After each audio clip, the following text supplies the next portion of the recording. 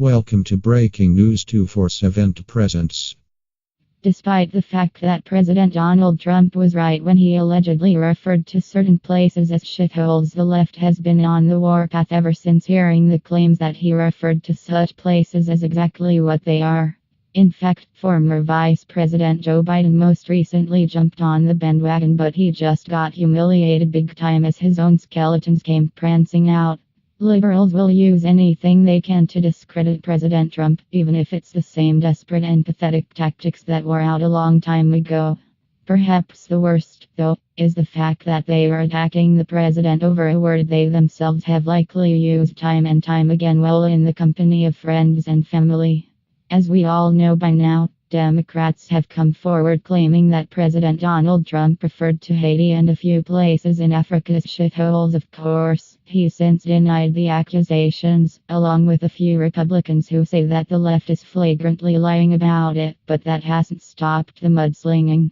For one, if Trump did say the words, he was right, and that fact has many people brushing off the selective outrage of the left. However, the fact that there is example after example of the left twisting, misrepresenting, or even flat out lying about the president, it makes it easy to disregard this allegation as false. Even though this is the case, every idiot who thinks they can benefit from attacking President Donald Trump continues to step into the limelight. Proving that most recently was former Vice President Joe Biden, who took to Twitter. "It's not how a president should speak," he wrote at the time. "It's not how a president should behave. Most of all, it's not what a president should believe. We're better than this, too bad for him." His own words were about to turn around and bite him on the backside, the Daily Caller reports. For one, it doesn't look like anyone really wants to hear from Chester the molester anymore. However, his own dirty skeletons were about to come out of the closet and leave him downright humiliated as well. Courtesy of John Cardillo, it's been exposed that Joe Biden should have thought twice before condemning someone else's foul or inappropriate language. Listing out questionable, disgusting, and flat-out racist remarks that Joe Biden personally said in the past, well, it's safe to say that Cardillo put the former vice president in his place. Although the quotes are hard to believe, there's video evidence proving them to be true, unlike the accusations against President Trump. The first quote Cardillo brought to light was when Biden said that you cannot go to 7-Eleven or Dunkin' Donuts unless you have a slight Indian accent. I'm not joking. Back in 2006, as the clip below indicates, it's sadly not a remark taken out of context.